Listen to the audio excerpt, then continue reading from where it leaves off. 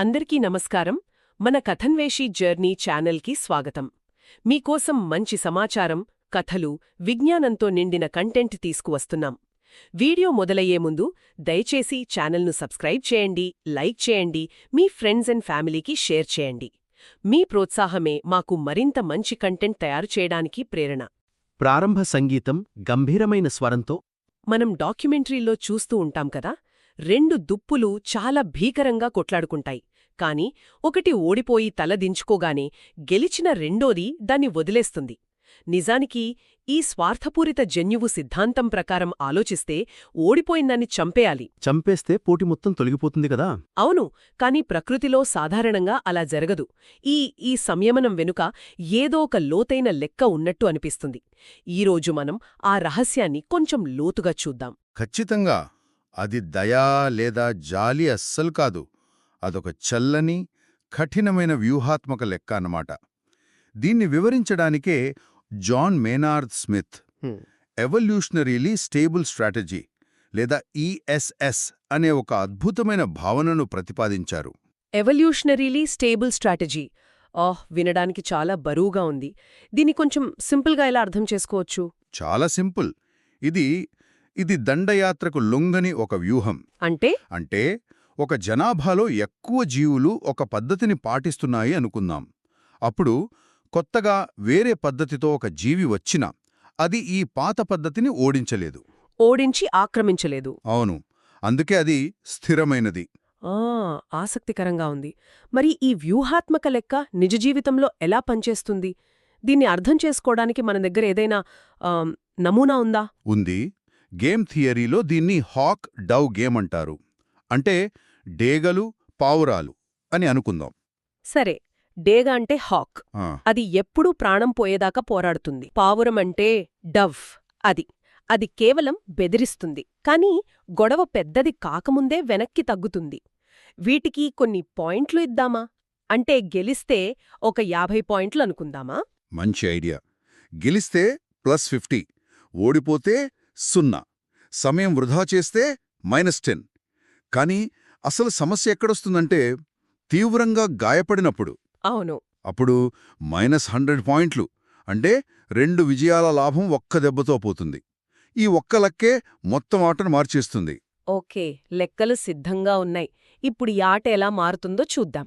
సరే, ముందుగా ఒక శాంతియుత పావురాల ప్రపంచాన్ని ఊహించుకుందాం. అంతా ప్రశాంతం, గొడవలు లేవు.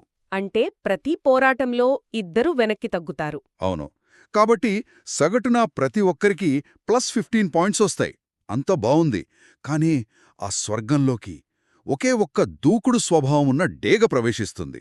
అప్పుడు దానికి ప్రతి పోరాటం ఒక సులభమైన విజయమే కదా? ఎగ్జాక్ట్లీ.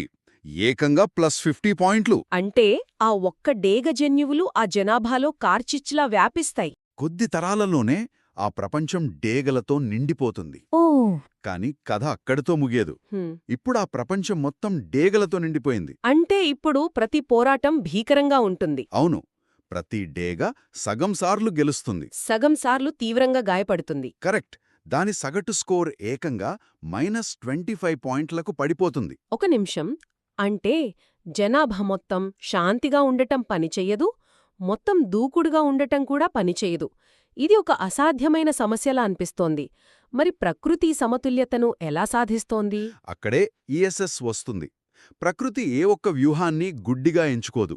బదులుగా అది ఒక స్థిరమైన నిష్పత్తిని సృష్టిస్తుంది. మనం వేసుకున్న పాయింట్ల ప్రకారం జనాభాల ప్రతి 7 పావురాలకు 5 డేగలు ఉన్నప్పుడు 2 వ్యూహాల సగటు ప్రతిఫలం సమానంగా ఉంటుంది. అంటే ఏ వ్యూహానికి మరొకదానిపై అడ్వాంటేజ్ ఉండదు. అదే స్థిరమైన సమతుల్యత. అంటే అందరూ పావురాల్లా ఉంటే అందరికీ మంచిదే, +15 పాయింట్స్. కాని ఆ ఒప్పందాన్ని ఒక్క డేగ సులభంగా నాశనం చేస్తుంది. కాబట్టి ఈ ఎస్ఎస్ అనేది అందరికీ ఉత్తమమైనది కాకపోవచ్చు, కాని అది స్థిరమైనది. సరిగ్గా. దాన్ని ఎవరూ అంత తేలిగ్గా మోసం చెయ్యలేరు. ఈ భావన కేవలం పోరాటాలకే పరిమితం కాదు. ఉదాహరణకు, భూభాగం కోసం జరిగే పోరాటంలో నివాసీ దాడి చేస్తాడు, చొరబాటుదారు పారిపోతాడు అనేది ఒక ఈఎస్ఎస్ కావచ్చు. దీని సారాంశం ఏంటంటే, ఒక జన్యువు విజయం దాని సొంత బలం మీద మాత్రమే ఆధారపడదు. హ్యాక్ జన్యువు ఎంత బలంగా ఉన్నా చుట్టూ మరీ ఎక్కువ హ్యాక్స్ ఉంటే అది విఫలమవుతుంది. అవును, దాని విజయమనేది ఆ జనాభాలో డవ్ జన్యువులు ఎంత శాతంలో ఉన్నాయనే దానిపై కూడా ఆధారపడి ఉంటుంది. అంటే జన్యువులు ఒంటరిగా కాకుండా ఒక జట్టుగా ఆడుతున్నట్టు. అదే కాబట్టి జంతువుల ప్రవర్తన వెనుక ఉన్న ఈ అసంకల్పిత గణితం స్థిరమైన వ్యవస్థలను సృష్టిస్తుంది. ఇది మనల్ని ఒక ఆలోచింపజేసే ప్రశ్న దగ్గర వదిలేస్తుంది. స్పృహ, ముందుచూపు ఉన్న మనలాంటి మానవులు కుదుర్చుకునే ఒప్పందాలు, ఆర్థిక వ్యూహాలు ఎందుకు తరచుగా అంతర్గత ద్రోహం వల్ల విఫలమవుతాయి? మన తెలివితేటలే మనల్ని ఈ సహజమైన స్థిరత్వ సూత్రాల నుండి దూరం చేస్తున్నాయా?